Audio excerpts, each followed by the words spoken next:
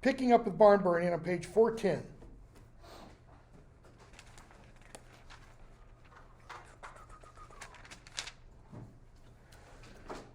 They get to the house, Abner and Sardi, get to the house of the man who's going to, as he puts it, own him body and soul for the next 8 months.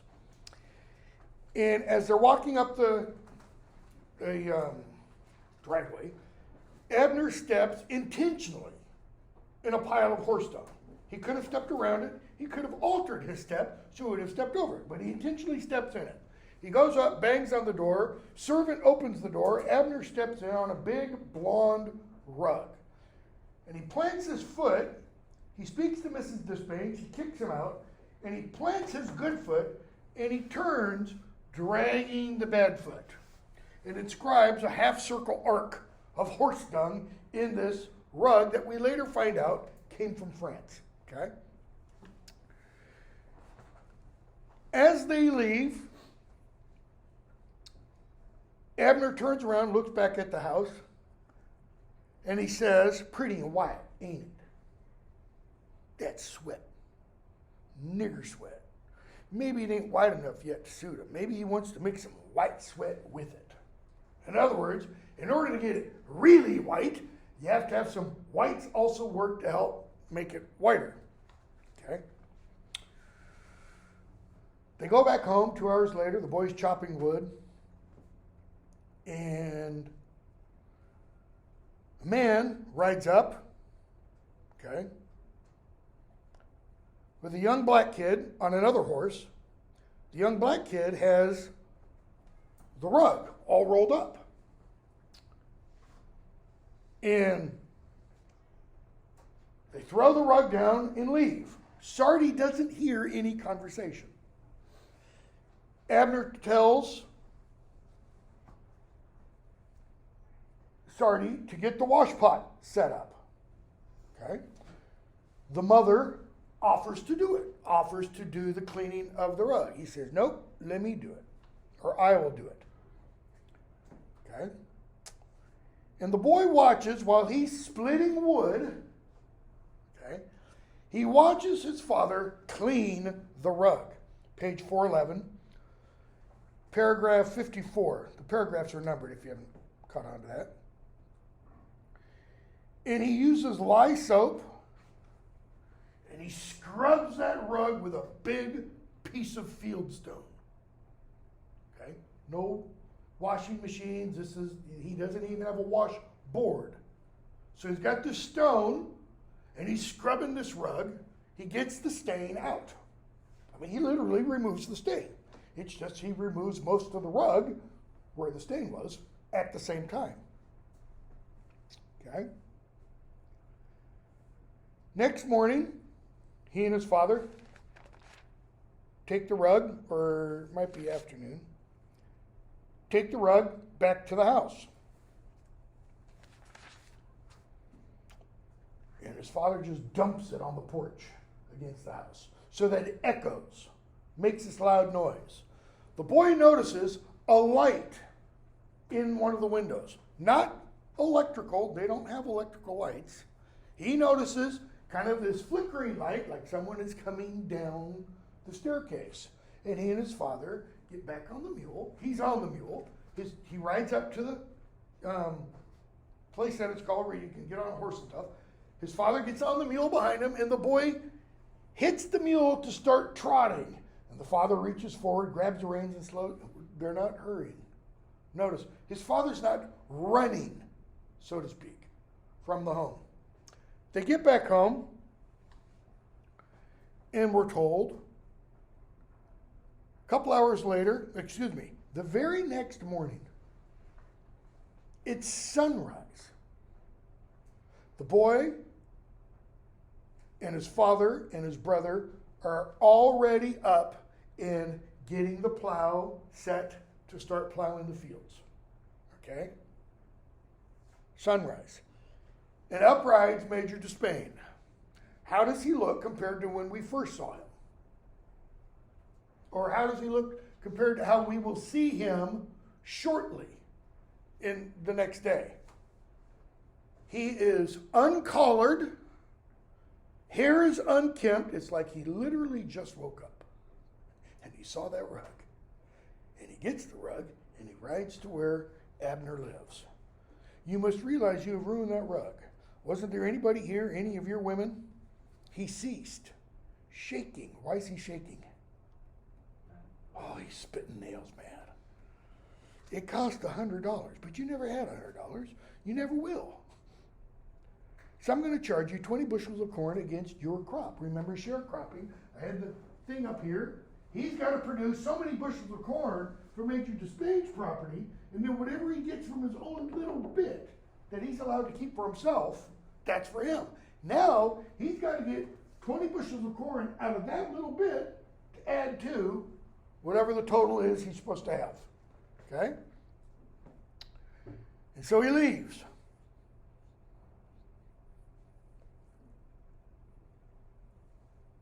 And his father talks to him about, have you finished putting the cutter on the plow, blah, blah, blah. That was Wednesday.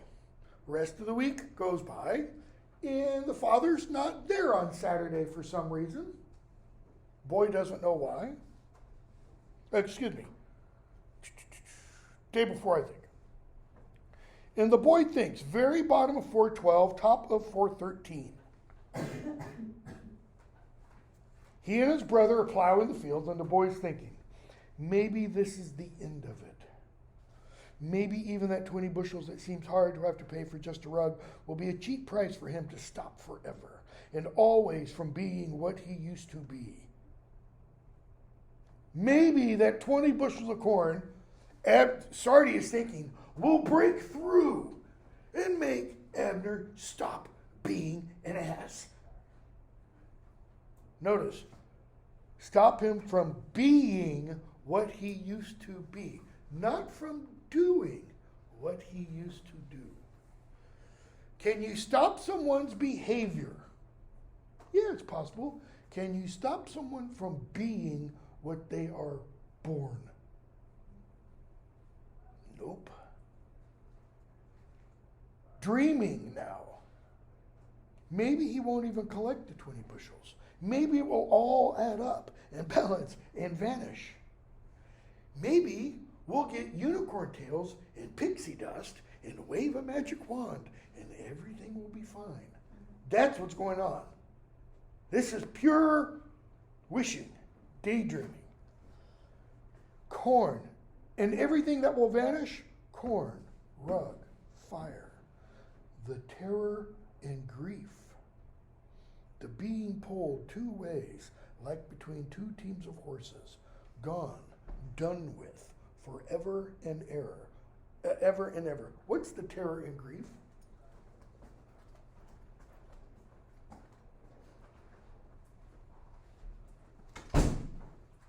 What's the being like being pulled between two teams of horses? Notice, not just two horses, teams of horses. So there's at least two horses here and two horses here, and it's like being tied between them, and somebody takes a switch and goes, yeah! And those horses, that's being drawn and quartered, by the way. Okay? What's he talking about? I guess with the horses, you could be talking about like the pull between his like connection to the family and then like other civil society. What do you mean by other civil society? Like people who aren't arsonists. Okay? Or, you're right, but I'm going to rephrase it. The pull between the old fierce pull of blood and civil society telling the truth, which is an example of justice, morality, doing what's right. He knows what his father does is not right. And the pull, do I go along with it, the old fierce pull of blood, or do I do what's right?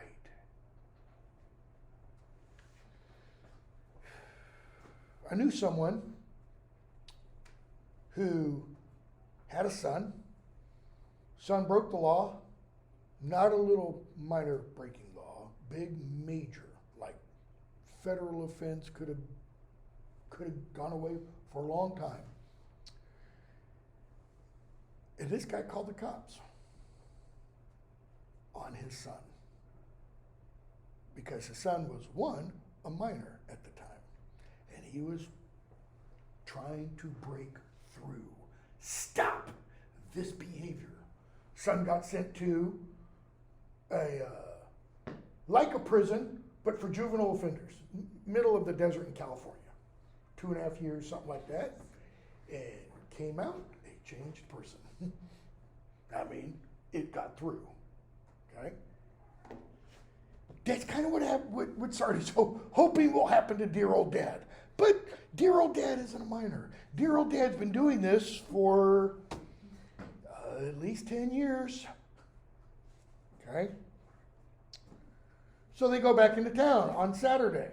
Boy doesn't know why until there's another trial. Why is there a trial now?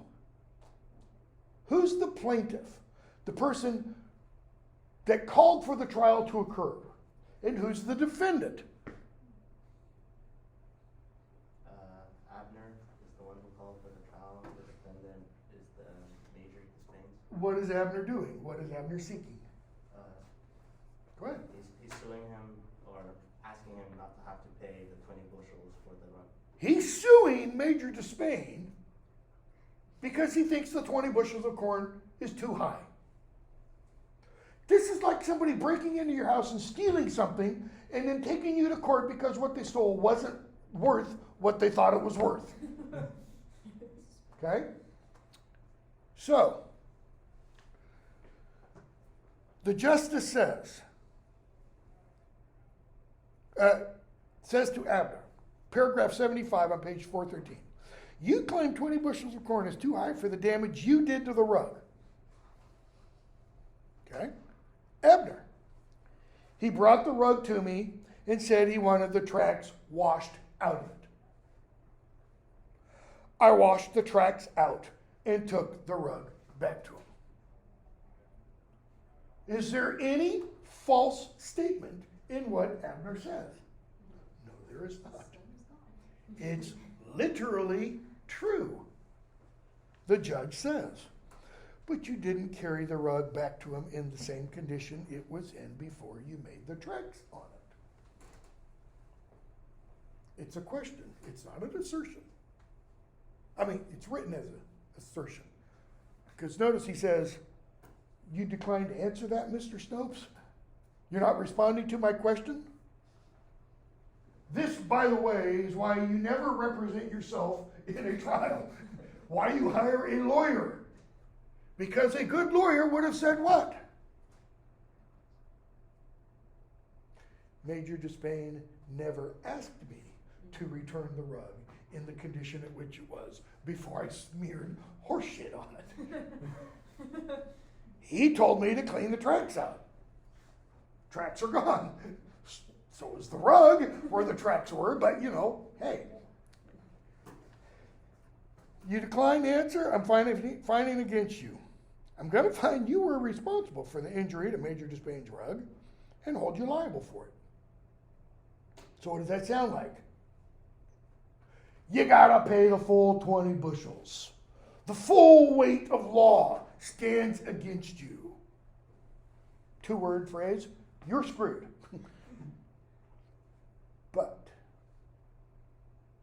But what? 20 bushels of corn seems a little high for a man in your circumstances to have to pay. What does he mean by that wonderful euphemism, a man in your circumstances? You're dirt poor. In fact, you're poorer than dirt. You can't afford 20 bushels. What's the judge showing? Mercy. The judge is demonstrating mercy. Now, you deserve to pay the full 20 bushels. And notice what the judge goes on to say. October corn will be worth about 50 cents. If Major Despain can stand a $95 loss on something he paid cash for, he paid $100 for this rug that came from France, and he can lose 95, you could pay 10 bushels of corn. Who wins in this situation? Abner really gets off easy. What should he be doing at this point? Let me rephrase that. I'm going to assume something about all of you. What would each of you be doing if you weren't Abner in this position? Oh, thank you, Mr. Judge. May I wash your car, mow your yard? You know, you'd be very appreciative. Okay? Abner's not. Why? Go back to that paragraph we discussed the other day on page 408 at the top. Because of the wolf-like independence, the latent ravening ferocity, and the rightness of his own positions. No matter what I do, I'm right. Okay? So, he says, you got to come up with 10 bushels of corn out of your own corn. So, court adjourned. They go back home.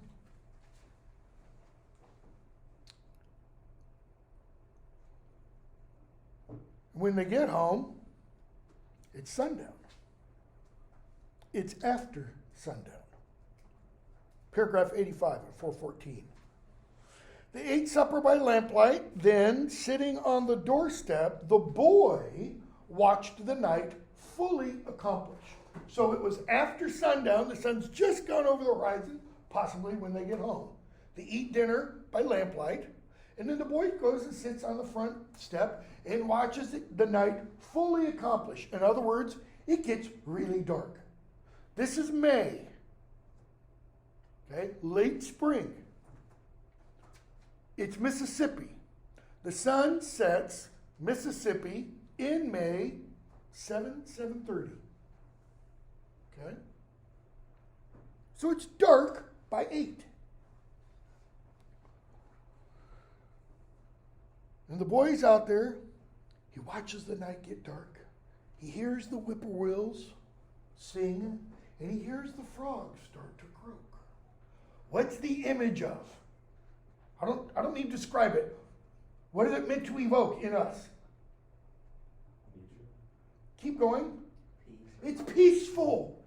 It's the boy's got a moment of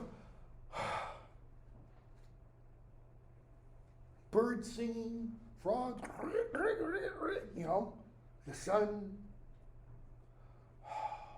And then, Abner, no, oh God, Abner. And the boy gets up and probably immediately in his mind thinks what? 2 words. You can swear. Yeah. Again, he goes inside. His father tells him, get that oil. Go. Has to tell him 3 times because the boy's like frozen. And he finds himself running to get the oil. And as he's making his way there, he thinks, I could run on and never look back. Never need to see his face again. Only I can't. And he suddenly realizes the can's in my hand and I'm heading back to the house. When he's thinking, I could run on and on, he's making his way to the barn. I could go past the barn and just keep running. But he can't. Why? The old fierce pull of blood has a rope around him and it's holding him. And he turns around, he gets the can, and the boy says, ain't you even going to send a nigger? I mean, you sent a nigger last time. Meaning what? Is he just trying to be racially offensive? No. What's his point? What does it mean by sending someone? Someone told him. You gave him a warning last time. Aren't you even going to give him a warning? But socioeconomically, where do you think Major Despain is compared to Mr. Harris in the previous barn burning? I think Major Despain, because of the description of the house, he's head and shoulders above. I mean, this guy's loaded, all right? Empty the can, the big one. Go on, I'll catch up. Brother, better tie him up to the bedpost. If you don't tie Sardi, what's the implication? He's going to go tell. Father, do like I told you. He's talking to the older son. Okay? Boy's moving. This is Sardi is moving. And the father grabs him by his shirt, behind the neck. Hold him. Who's he talking to? His aunt. His wife. The aunt makes a movement. She thinks he's talking to her. Not you. Lenny, that's his wife, take hold of him. We only get 4 named people in the family. We get Abner Snopes, his wife Lenny, the boy, the youngest child, Sardi, the older brother, the 2 daughters are not named, and Lizzie, okay, the boy's aunt. We're not told if she is Abner's sister or Lenny's sister. I'll hold him. You better hold him. If he gets loose, don't you know what he's going to do? Maybe I better tie him up. She goes, no, I'll hold him. See you do. And he leaves. Boy, let me go. I don't want to have to hit you. And the aunt says, let him go, because if he doesn't go tell him, I'm going to. It's like she's saying, this is it. Enough's enough. Ken Barnes, that's enough. We got to break this cycle of violence, you know. How do you usually break the cycle of violence? The person doing the violence gets violence wrought upon him or her, okay? Hate to say it, but don't you see I can't? Sardi, no, help me, Lee. Why can't she? Is it the old fierce pull of blood? No, or, well, shouldn't be, because that would mean she's related to her husband. And I don't mean by marriage. I mean, yes, this is the Deep South, and it's the late 19th century, and yeah, there were intermarriages going on. Go to Sand Mountain, Alabama. Is it Alabama or Georgia? Alabama. Very northeastern corner, where Lookout Mountain goes down partially into, when I was a student at Covenant College, some of our education majors had to student teach at elementary school or high school, and they're like, I don't want to teach there, because they're strange, grotesque, you know. Talk about that later. So, the boy gets free. He runs to the house. He bangs on the door. Where's Despain? Where's, and then he sees Despain coming down from a door from the hallway. Barn. Like, almost like they're playing charades. What do you mean, barn? What? Barn? Yes, barn. Catch him. And the boy runs. Notice, barn, it's a question. What do you mean? Yes, barn. He doesn't say burn, but barn. And the boy runs. Despain gets on his horse. He gallops past the boy. And as boy keeps running, middle of paragraph 107, I think it is, knowing it was too late, yet still running, even after he heard the shot, and an instant later, 2 shots, pausing now without knowing he had ceased to run, crying, Pep, Pep, running again before he knew he had begun to run, stumbling, tripping over something, yelling, Father, Father. Okay? But when he first is running, before that passage I began, in an instant and furious silhouette against the stars, the tranquil early night sky, which even before the shape of the horse and rider vanished, strained abruptly and violently upward, a long, swirling roar, incredible and soundless, blotting the stars. Anybody know what that is? I think it's the sound of the barn going whoosh. Light up every now and then I burn trash and stuff. And sometimes some of the wood that will be in it will be wet.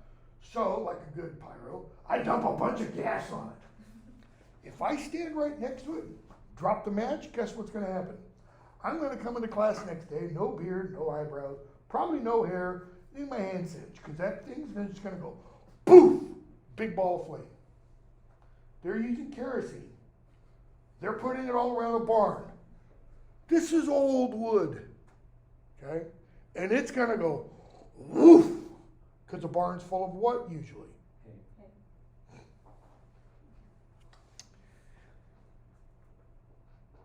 And he can see the glare behind him when he gets up from stumbling. Why can he see a glare and not flames?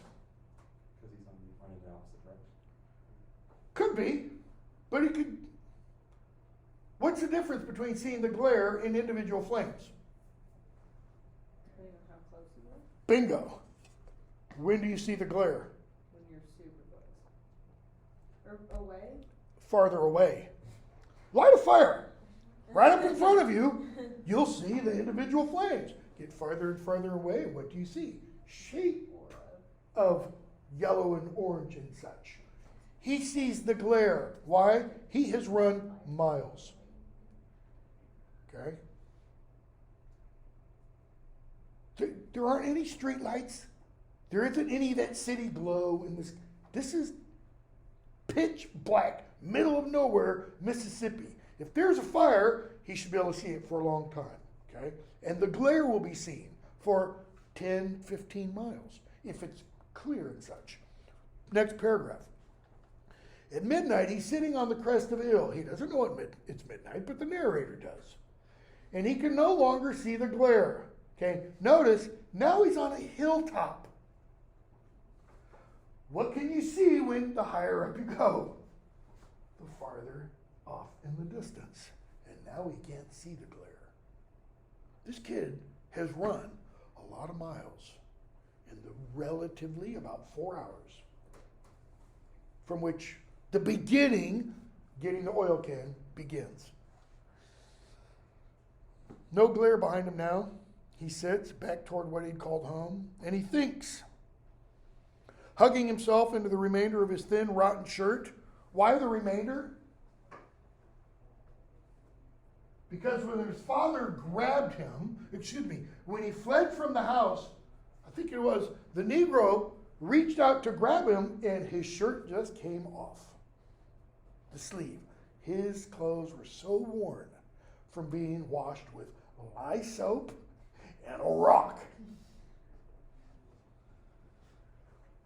The remainder of his thin, rotten shirt, the grief and despair, now no longer terror and fear, but just grief and despair. Why?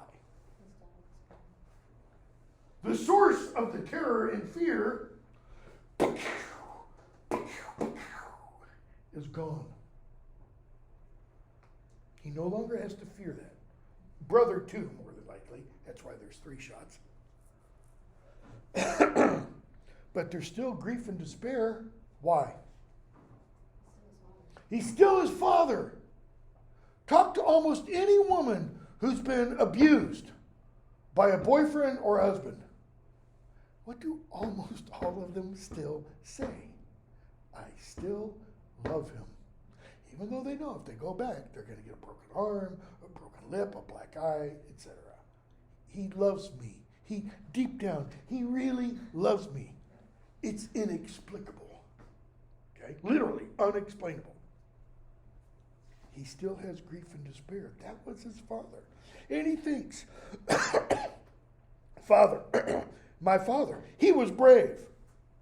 He was. He was in the war. He was in Colonel Sartor's cavalry. He rode horses in Colonel Sartor's, the man he's named after, cavalry. And then the narrator says, not so much. Not knowing his father had gone to that war a private in the fine old European sense, meaning wearing no uniform, because the uniform says what about you? It says what side you're on. Okay? Admitting the authority and giving fidelity to no man or army or flag. He wasn't loyal to a general. He wasn't loyal to an army. And what's the flag mean? The representation of the side or the country, the nationality. What was he loyal to? Me, myself, and I. He went to war for what? to get what he could get out of it, meaning to steal what he could. And the rest of the paragraph is just about the constellations go on, it would be dawn soon, and then the boy realizes he wakes up, he's been asleep. And what's the paragraph for?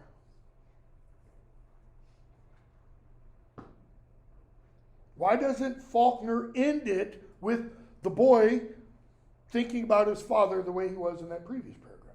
Why does it end with the description of the birds, in the trees, in nature, and the boy walking on? Because he finally has peace in his life. He finally got peace. What else? New life.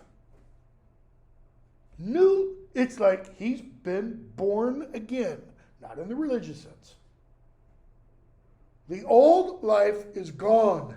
It's dead. Is it forgotten? No. That's the grief and despair. Implication is he's never going to see his mother again or his sisters again. Okay? He's 10 years old. He's going to make his way in life. He's going to make a new life for himself. All right? All right. We'll stop there for that. We're not stopping. Go to, wherever she is, Flannery O'Connor. You got an introduction, 358 or so, 357, 356, it looks like. Talking about O'Connor, a couple of things about her. She dies young, 39. Might not seem young to you. She dies young at 39 of lupus, complications of lupus. Her real reputation develops after her death. I mean, she's praised as a writer before she dies, but her fame as a writer of fiction really takes off in the mid to late 60s and later, okay? That's one thing. Yeah. 2, she's from Milledgeville, Georgia, which is about as deep south, and I don't mean deep south, southern Georgia border, but is about deep south Georgia as you can get, okay? 3, she's Roman Catholic. She's Roman Catholic in deep South Georgia in the 1930s, 40s, and 50s. That's not acceptable. Because deep South Georgia is primarily Baptists and Methodists. Some Church of Christ, etc., but pretty much Baptists and Methodists. What did a good Southern Baptist in the 1930s or 40s consider a Roman Catholic to be? Not Christian. Not Christian at all. These were ring kissers. Kind of a paraphrase, to talk, because they would kiss the Pope's ring, or Bishop's ring, that kind of thing. Okay? In one of the letters, and I've got a link to it in on your syllabus, in one of her letters, and she writes to someone who asked her some things about her faith in writing. She says she writes the way she does because she is a Christian, Catholic, not in spite of it. Because people are wondering, how in the world can you be a Christian and write the kind of stuff you do? Rape and murder and people stealing things and Bible salesmen being con men and all this kind of stuff. The Bible salesmen being con men. It's, I think the story after Good Man is hard to find, okay? And she says she writes that way, the way she does, because of her Christianity. Read the story. We might talk about it briefly on Monday. She's also a writer of what's called Southern fiction. It kind of, sounds like what it means. Why? Because she's from the South and she's writing fiction. It's a genre. It's like detective fiction, okay? The most telling example, or the most telling characteristic of Southern fiction is the grotesque. An image of the grotesque. Okay? So what do I mean by that? Something very much out of the ordinary. Something very abnormal. All right? In this short story, let me back up. Faulkner also writes Southern fiction. He also has images of the grotesque. What's the grotesque in barn burning? Sardi? The justice of the peace? Justices of Mr. Harris? It's Abner, right? Why? Because he's a sociopath. I'm right, everybody else is wrong. Burn it all down, kind of a thing. Okay? That's the ultimate idea of the grotesque. Sometimes it is a physical grotesque. Okay? Faulkner's As I Lay Dying is, make sure I've got the right one, is a novel told by multiple people. You have multiple narrators, and one of them is a guy named Benji. If I remember right, he's like 25 or 30 years old, but he has the IQ, the mental capacity of a 5-year-old. It's, quote unquote, paraphrased from Macbeth, a tale of sound and fury told by an idiot. And he means idiot in its literal definition. Someone with an IQ like of lower than 65 or 70, something like that. That's what idiot means. Someone with a really, really low IQ. He also has someone narrate in the story who's dead. Kind of breaking the boundaries there by having dead people speak. Okay? So you have this grotesque. In this story, it's the misfit. The name tells you that. He doesn't fit. All right? So, I mentioned the other day, titles do what? What happens in the story? They give you a roadmap of sorts. They give you kind of a destination. You know, the minister's black veil is about the minister's black veil. Barn burning is about barns burning. A good man is hard to find. Is it about a good man who's hard to find? Not really. Though there is a good man in the story. And it's the good man in the story who says a good man is hard to find. And the grandmother, just wonderful, lovely old woman. Just, yeah, you said it's going. Were you talking about the same story? I'm being facetious. She also says to him, you're a good man. And he says, no, I'm not. Okay? I think she gets the title from Matthew 19. Gospel of Matthew, chapter 19. Where is it? Starting with verse 16. So Jesus and his disciples are hanging out one day, and this guy comes running up to him. And he says, good master, what good thing, this is the King James Version, sorry. What good thing shall I do that I may have eternal life? Okay. Other versions read, good teacher. What must I do to gain eternal life? And Jesus says to him, why do you call me good? There's none good but one, and that's God. Okay? The Psalms say that. There is none good but God. All right? But if you will enter into life, that is, if you want eternal life, keep the commandments. That's it. Just follow the law. And he says, which ones? Notice, by the way, I never thought of it. Literally, I never thought of it until just now, the context. It's like a student asking, well, what do I need to know for the final exam? Give me the exam questions, and I'll cram like crazy, and I'll answer those. Which ones, Jesus?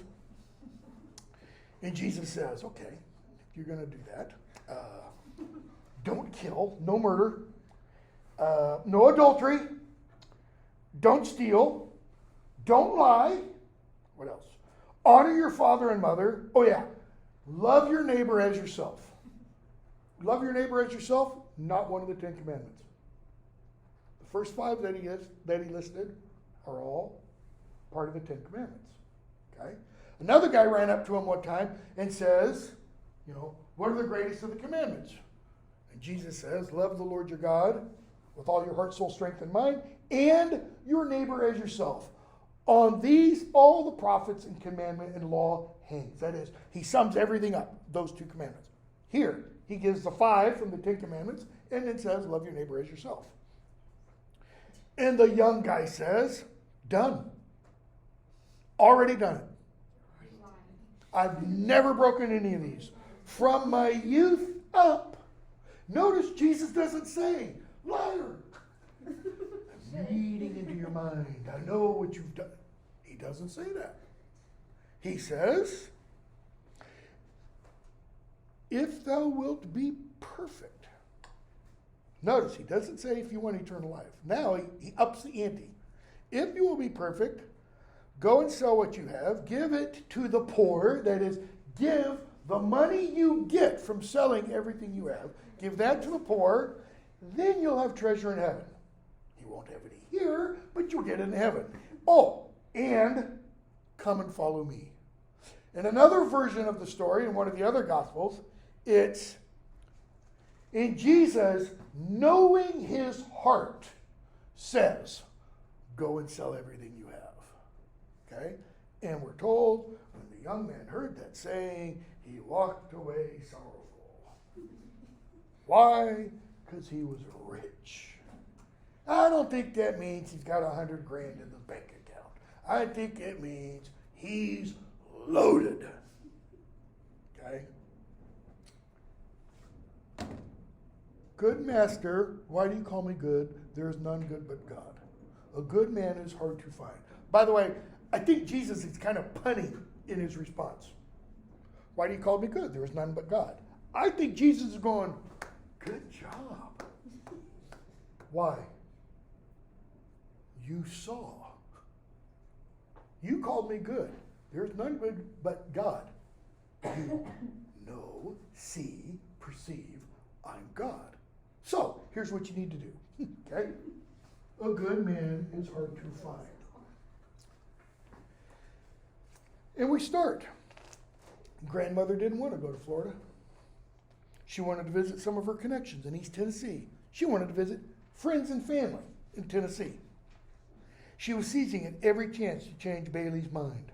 We don't know who Bailey is until the next sentence. Bailey was the son she lived with, her only boy. He was sitting on the edge of his chair at the table.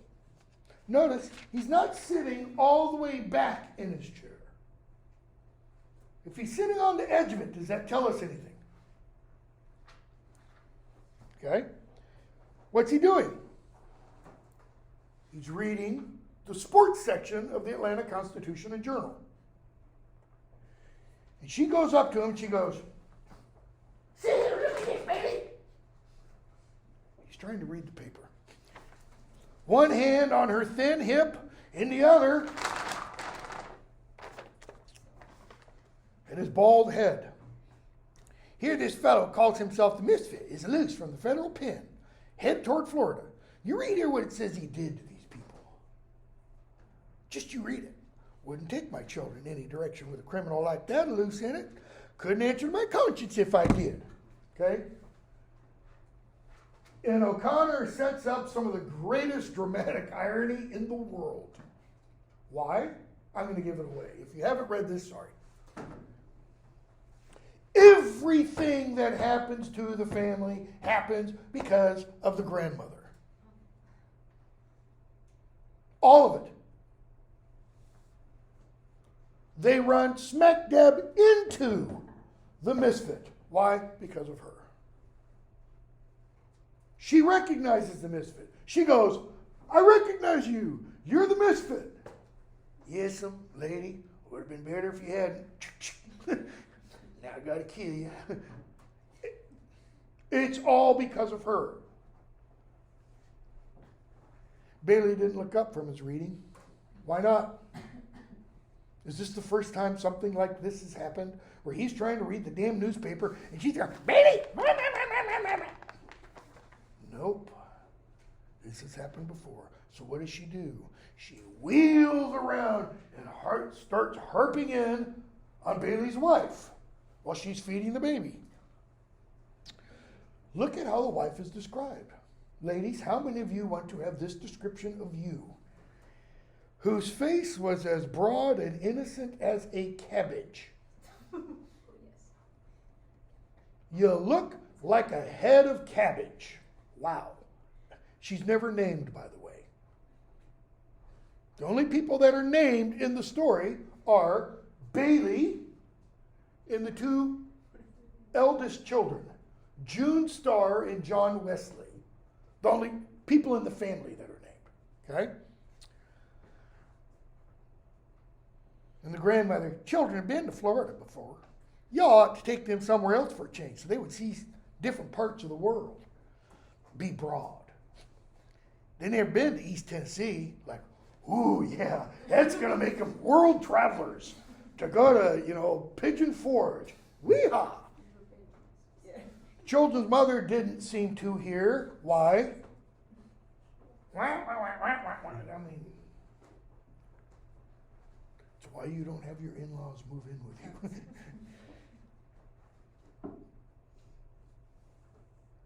But the 8-year-old boy, John Wesley, stocky child with glasses, I think stocky child is a euphemism. This is a fat boy. Okay?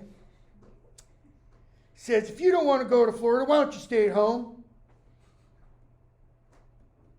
And then a little girl, June Starr, says she wouldn't stay at home to be queen for a day. So what does that tell us about John Wesley and June Starr? The brats, thank you. These are not well-behaved children. I don't know about you. If I'd ever spoken to either of my grandmothers in this way, I wouldn't be sitting for a week.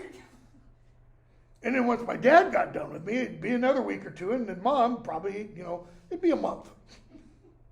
Why? Discipline. They have none. Yes, what would you do with this fellow that misfit caught you, the grandmother asks. John Wesley, I'd smack his face. Let's see how well that happens. June Starr, she wouldn't stay at home for $1 million. Afraid she'd miss something. She has to go everywhere we go. Ooh, there's a lot of information packed there. What else is there a lot of packed there? Whew, this kid needs therapy, man. At whatever age she is, we know John Wesley is 8. We don't know how old exactly June Starr is. But there's a lot of anger directed at Grandma. Why? What does Grandma always do? She sticks her nose everywhere. She doesn't let the nuclear family do anything by itself. Okay? So, the next morning, Grandma's the first one in the car. She doesn't want to go to Florida, but she's the first one, rip-roaring, ready to go. She's in the car. She has her suitcase, what's called the valise, sitting on top of the basket where she has her blankety-blank cat that she doesn't want to leave behind. Why? What's she afraid the cat's going to do?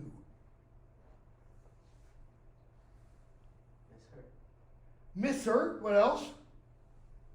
More importantly, I think, than that the cat will brush up against the stove and accidentally turn one of the burners on. I grew up in a house with a gas range. You can't, just by brushing up against the knob, turn the burner on. You've got to have opposable thumbs to do that. Okay? Cats don't. And cats aren't smart enough to do it with their mouth. Anyways, we're told Bailey doesn't like arriving at a motel with a cat. I think, again, that's kind of understatement. Bailey doesn't want the damn cat with them on this road or on this drive. Okay? So, she's in the middle, June Starr on one side, John Wesley on the other, Bailey driving the car, nameless, faceless, cabbage-head mother holding the baby in the front seat. What year is this? It's written in 1953. So 1951, 1952, 1950, no car seats, no seatbelts. Seatbelts don't come until the late 1950s. Car seats until the 1970s. They're going to go from Atlanta to Florida. What road are they going to take? How many of you have driven through Atlanta before? Please, don't tell me you've only lived in been in Murphy. Okay, you I have. have. What road do you take? Generally, Wait. Interstate 75 to get from Atlanta to Florida. To get from Atlanta to Miami, Interstate 75 until you get just past Orlando, and then you get on the Florida Turnpike. All right? No. Why? There was no Interstate 75. There's no Interstate 24. There's no Interstate 40. There's no interstates at all. There are no federal highways at this point in time. Those don't start until General Dwight David Eisenhower gets elected president in 1954, and he begins, I think it is in 55 or 56, the interstate highway system.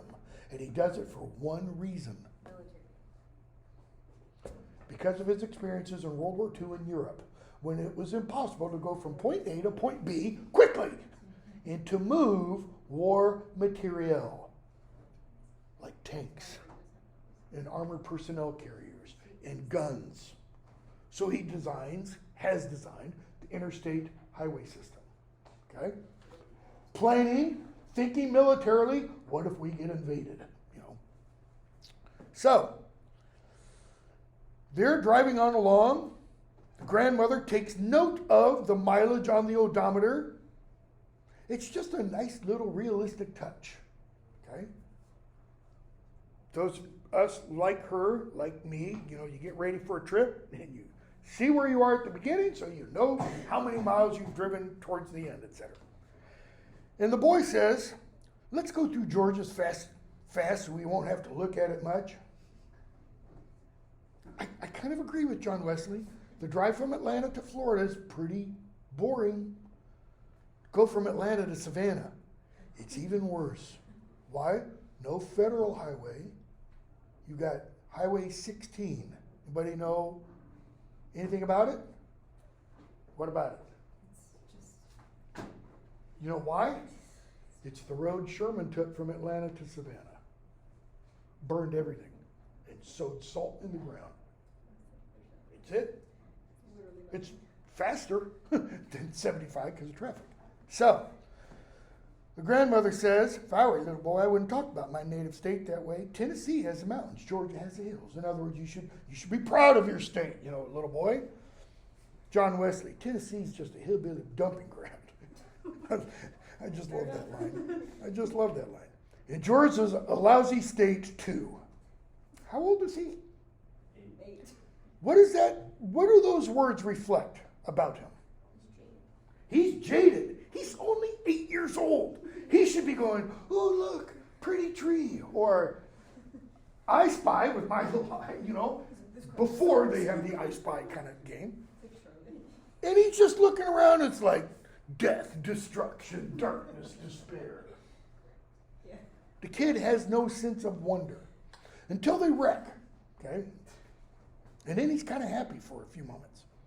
So they keep driving. Paragraph 15, 16, 17, whatever it is. Paragraph 18. The grandmother's talking about how children were more respectful in her time. Children were more respectful of their native states and their parents and everything else. Like Brad. People did right then in her time when she was a young girl.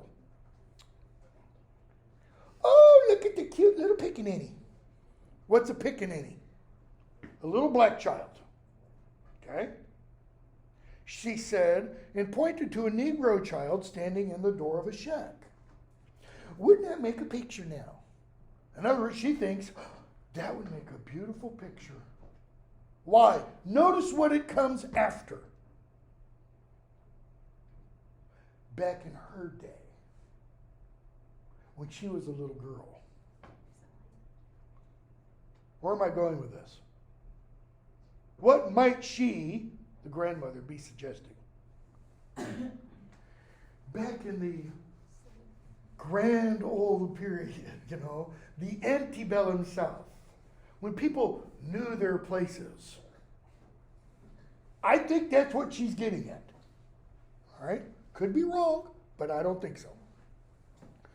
Wouldn't that make a picture now? She asked, and they all turned and looked at the little Negro out of the back window. Notice, the little boy sees them driving and he waves. What does this tell us about this little boy? Friendly. Louder? Friendly. Friendly, happy. Is he jaded like John Wesley? No. June Star, he didn't have any breeches on. Grandmother, probably didn't have any. Little niggers in the country don't have things like we do. Is this part of the, oh, in the good old days? I kind of think in her mentality, it is. Oh, if I could paint, I'd paint that picture. The children read their comic books. Grandmother holds the baby for a while. They see a graveyard. What time is it? It's past time. Sorry. Should have said something. Okay, so we'll pick up there on Monday. I'm going to post a quiz later on today that'll be over pretty much Minister's Black Veil, barn burning, and some of the fiction stuff again, some of the fiction terms. You'll have like till Wednesday or something like that. Have a good weekend. Sorry for running late.